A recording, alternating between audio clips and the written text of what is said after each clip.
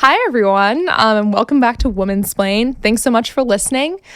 Today, we're going to talk about a topic very hot in the news called Caitlin Clark fever, where generally sort of just women's sports have had really a moment in the sun way too late, and they really should have had a lot more attention on them up to now. Yeah, we can talk about how basketball, of course, very fitting with March Madness, is the top watched sport, especially also women's sports as well. I think it's the most watched ever after the Portugal U.S. game in the World Cup in soccer in like 2014. Definitely lots of viewership, lots of eyes.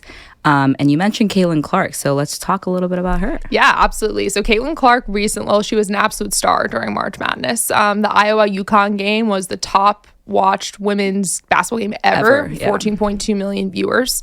And Caitlin Clark has brought a ton of attention to women's basketball, women's sports, and most recently was the #1 WNBA draft pick. Looking fab at her draft. I wouldn't say first athlete ever dressed by Prada. But I think what I would love to talk about too is just the really inequity between the WNBA and the NBA and how much attention that has been brought to it. Caitlin Clark, #1 WNBA draft pick, arguably hot, like one of the best player in the WNBA right now, probably best college basketball player, women's sport. Yeah, absolutely, broke million records, and she's being paid $70,000 a year. And how much is an NBA draft? So Victor Wembanyama, who's the male #1 NBA draft pick, paid $55 million for a 4-year contract. That's crazy. She's paid $300,000, which is absolutely wild. And this issue of inequity and equal pay in women's and men's sports has been a hot topic over the years. Yep. I think, and the answer is there's also some other complications between the WNBA and the NBA. So there are a lot. So I don't know if you want to talk about this, but just the argument around the WNBA and how the salary is structured, and the NBA and like the revenue they brought in. No, let's talk about it. People argue about that. Yeah, let's talk about it. I know that there is a salary cap, right? So it's different for the WNBA and the NBA. What is the cap? Do you know? Yeah. So the per team WNBA salary cap is 1.5 million versus the NBA hard salary cap is like over 100. Is 136 million. Also, there is a huge difference too between revenue sharing. So this is interesting where the last time there was a lot of attention on WNBA salaries was with Brittany Griner and her controversy, which we'll get to. And effectively, WNBA players were arguing that yes, the WNBA only brings in $100 million of revenue per year, while the NBA brings in about $1 billion. So obviously, they're a significantly more profitable company. But the WNBA was saying, look, we're just actually arguing for the same percentage of revenue sales the NBA gets. So the NBA players get 50% of revenue sharing and 50% revenue sales, while WNBA players only get 10%. So if they are able to attain that 50% revenue sharing, boundary, then the WNBA players would have significantly higher salary, at least take-home pay. Yeah, and I think there's that argument that the NBA has been around for way longer, that it's bigger in size, but also the idea that women just don't have enough bargaining power, and I think that's really bleeding into the whole discrepancy within the pay, and it's just part of the system. It's structural differences that I feel like it shouldn't be different because of gender. Absolutely. And I think, and also this salary cap too, in the WNBA, they call it's a hard salary cap. So it's really not flexible versus the NBA is actually really a soft salary cap. And so that really has a lot more flexibility for their individual players. And I especially think when I see such stars, they're also bringing immense amounts of money and attention to the sport. Hasn't an individual athlete changed the game in terms of amount of revenue and dollars and advertising dollars to WNBA like Caitlin Clark ever? Honestly, I can't really think. I mean, maybe the last time that people really changed was Tiger Woods to golf. I mean, I think he probably brought an insane amount of viewership or different viewership, but really no. And she should be compensated for the amount of revenue she's making. Yeah. I actually even saw that the debut ticket price for Caitlin Clark's first game ever at the in Indiana is going to be about $200 average ticket price, versus the usual ticket price is about $45. So she's almost tripling that. And also it's around the average ticket price for an NBA game. Wow. So she's actually killing it. And like even that, I mean, she should be able to share in that revenue. Right. Yeah. I mean, I watched my first WNBA game because of her. Yeah. And the Iowa UConn game most watched at 14.2 million viewers. I mean, absolutely unmatched. And obviously she has her salary is an extremely small percentage of what she is her take home pay. I mean, obviously she was under $20 million deal just with Nike. She had $3 million, I think, plus of other sponsorships. Yeah. And she obviously has tons of opportunity. But the answer is she's also one of a lot of WNBA players who don't have that opportunity and haven't had the opportunity until now, because Caitlin Clark just brought so much attention and revenue and eyes. Yeah, and I think an argument on the other side could be, okay, women athletes get more in sponsorships. Yeah. Which I think it's true, but it's also the discrepancy that happens with the salary itself. And then I think the highest paid athlete with the sponsorships is male. It's probably Tiger Woods, right? Probably. I mean, I don't know. I honestly don't know the exact number. I know that like the highest paid total female athlete is their tennis players, Coco Gauff now. It used to be Serena and Maria Sharapova.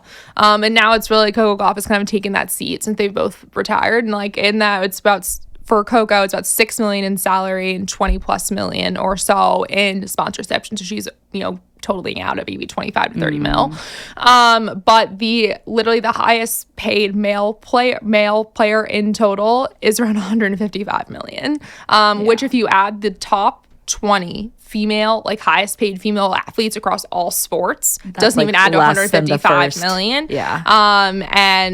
Which is absolutely insane in combination of sponsorships and salary. Yeah. And I feel like even just like the media deals too, I think I read somewhere the average deal size for an NBA is like $3 billion, and then for women's it's $65 million or something like that. Insane. Yeah, completely insane. And this is also, I mean, what I love about like the amount of attention coming to women's sports, I think it's also been spread across some other sports besides basketball. The LPGA has also had kind of like quote unquote their own Caitlin Clark. Nelly Korda, who she just won 4 tournaments in a row in her last 4 starts, which is a huge deal. There's only been 2 other women's players in history who've done that. One is Annika Sorenstam, and then another kind of female player a while ago. And there's only been really one male player in the past, like since 1950, who's done that. It's Tiger Woods, and he's won 6 in a row. So it's actually pretty crazy. So there's been a lot of attention on the LPGA as well, kind of increasing their purse, etc., which has been great. So they increased their purse to $11 million this year, which basically doubled from last year. Awesome. So there's a lot of more attention there. There's also a lot of complications around live, and there's kind of drama in golf. But yeah, so that's been great. But generally the average, like a number 50 golfer who's male makes about 20x a number 50 female golfer. So, and also in terms of TV time, female golfers just like literally aren't on TV. They're not on the golf channel, even though there's a ton, literally a dedicated golf channel. That's crazy. I feel like sports is probably one of the only industries where that discrepancy to that scale and level exists. Yeah, and it's legal, which is crazy, and there are no rules against it. And because equal pay is so unenforceable, and I think the argument has been for a long time that women's sports don't bring in the revenues, we can't pay them, right? The WNBA has struggled with profitability, honestly, and the NBA has subsidized them. And that has been a kind of, I think, trope in the industry of saying basically like, look, the WNBA isn't profitable, so we can't pay our players, like we're a corporation. But the answer is the WNBA also hasn't had the opportunity and media spotlight to succeed like the NBA. And so if the media actually really did give equal opportunity to different sports, like Title IX does with college athletes, like what would be the question? And that's the great thing about social media, which I think has been able to promote young women. And I think, kind of going into this general, I think we can talk about too, like the women's soccer thing too. Yeah. Like, the controversy, I don't know. But yeah, effectively, I think back, 4 or 5 years ago, the women's U.S. World Cup soccer team was the number one in the world. They literally won the World Cup, and they were being paid an absolutely abysmal amount of salary. Megan Rapinoe and some other stars in the team were literally like, we're the best soccer players in the world. Yeah. The men's like America team was like freaking trash in the World Cup. Like, this is unfair. Yeah. And they sued the World Soccer Association. They failed in court because honestly, like, equal pay is effectively unenforceable because they are technically different organizations. But then the World Soccer Association ended up actually settling with them, giving them a huge back pay in 2022 of like millions of dollars, as well as adding into their roster, or like into their rule book of equal pay, which is probably the only sport to do that. Yeah. And I think that's awesome. And we always talk about, needing to change the system. And I think that's where it starts. And they did that. And hopefully we see that in other sports as well. I feel like viewership is increasing for women's sports all around. We talked about the WNBA. I think they're going to expand to like 16 teams by the next 5 years or something like that. That's awesome. And hopefully, I think they are really wanting to reach the $100 million of the media, like advertising budget. So I mean, it's definitely happening. And we talked about the prevalency with social media too. So hopefully, we're able to bridge that gap of pay, and then we'll change the system slowly. I know. And talking about that, I mean, there are also female athletes that I feel like have really been able to take advantage of social media, like Eileen Gu. Yes. I think is a great example. Awesome. She's one of the top 10 highest paid female athletes, even though she doesn't even have a salary. No. And that's pure sponsorships. And she has a ton of sponsorships. And I think she's also a student now, but she does a ton of fashion shows.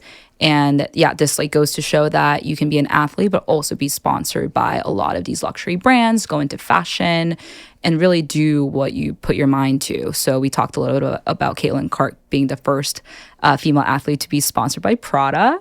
Oh my God, which is freaking awesome. And I love that Prada did that. Like, I was like, what a diversifying choice. Right. And like, how cool. I just felt like really inspired. They were like sponsoring a female athlete. Like, what I love about it is like, I just love like in the future, hopefully having a daughter, having her be like, wow, like being a female athlete is an awesome career. Because I feel like it's just not looked at like that for most sports. Like, it's really not looked at as something to pursue because of the lack of financial opportunity, which is really sad. And I love seeing like just the inspiration I think it's going to have trickled down to young women, and like and I think that's really exciting. And I don't know, I love that Prada did that. Yeah. And it's like even good for the company, like for Prada too. Like they have a ton, they can go into like the sporting market too. Like, I mean, they have ski goggles and stuff like that, but they can definitely expand their customer base. So it's definitely a win-win for, everyone involved. Yeah, absolutely. Like cannot wait for a Caitlin Clark Prada basketball shoe line to come out. And I would honestly buy it, like for sure. Me too. Like, she's fucking awesome. Don't play basketball, but I will buy that. Literally. I know. And I'm like, I think the last time we kind of talked about like, WNBA salaries too was around the Brittany Griner controversy. And she was number one WNBA draft pick 2013. She was the Caitlin Clark of her time. She was All-American, top defensive player. She made a very similar salary. And so in order to supplement her income, she would play overseas, where she made literally $600,000 a year in Russia. Which also isn't even that much, being one of the best players. And you're the best female basketball player in the freaking country. Yeah, and you leave the country. You have to leave to like in a dangerous fucking country, literally to make decent money. Yeah. Which is like crazy. I'm like literally I'm like fucking mid-market bank VPs make 600K. Exactly. Right? And like I feel like back then, like she definitely had some sponsorships, but it wasn't to the same level as now. So it's definitely like lower than what Caitlin Clark is making. For sure. I think there was just, I think Brittany Griner was less marketable. I think Caitlin Clark has done such a good job of marketing herself, which is a talent. She's so eloquent, she's so likable, and in all honesty, like March Madness, she was so hot, and she got so many eyes on her, which was like awesome. And Brianna just didn't look out on that. Maybe the world wasn't ready for that level of women's sports attention, 10 years ago. And she literally ended up getting detained in Russia for 10 months because she was so underpaid in the US. Which I'm like, we can't even protect like our like literally the best female basketball player like in history pretty much at that point. And so that's been like a big topic too. And I think with King, I hope the WNBA, you know, I think I just hope they make more money, and I hope that they like treat their players right. You know, I hope like I see big boosts to all those female players, and I hope they get better revenue sharing, man, and more sponsorships. I agree. Yeah, and we talked a little bit about Caitlin Clark's recent deal. I think that literally went through earlier today or a couple days ago with Nike. $20 million, which is amazing. And I know before she had like a $3 million deal with Gatorade, I think like State Farm. So definitely lots of different sponsorships that I hope she can continue to receive, and also other players in the league too. Me too. And I just love the more attention on women's sports. I love that, you know, they're getting more airtime. And I'm excited to see also how this will be reflected in finance too. And I'm sure maybe you felt the struggle, but being in such a male dominated industry too, just equal pay is such a hard thing to talk 1,000%. about. And like sports is something that's so public that I think if there's a lot of pressure on equal pay, do you see that kind of trickling down to other industries? Yeah. And I think this was the first time like recently that, you know, this has been brought to everyone's attention, which is why I think like we're having this episode and talking about it. And it's really nice to have this open dialogue so that we can talk about it and hopefully change the system moving forward. I agree. I know sports is not your favorite topic, Sola. I know. Not and mine, same but with I watched the game. I know. Look at me. You like first WNBA game ever. I mean, like from a Canadian over here, probably learned what March Madness was. I watched so many March Madness games this year. I made a bracket. Oh my God. I said UConn wasn't going to win. Oh, yeah. Yeah. I just picked it just because they won. They did win. Yeah. They did a good job. And they won. Here you go. Shout out to UConn. Awesome. Well, I think, you know, pay our female athletes better. And I'm super excited to see where like Caitlin Clark, Nelly Korda, Brittany Griner, all of these like really wonderful female athletes are getting recognition where they go. Yeah. And hopefully we'll change the system. Exactly. One industry at a time. Thank you so much for listening, and go women go. Go women go.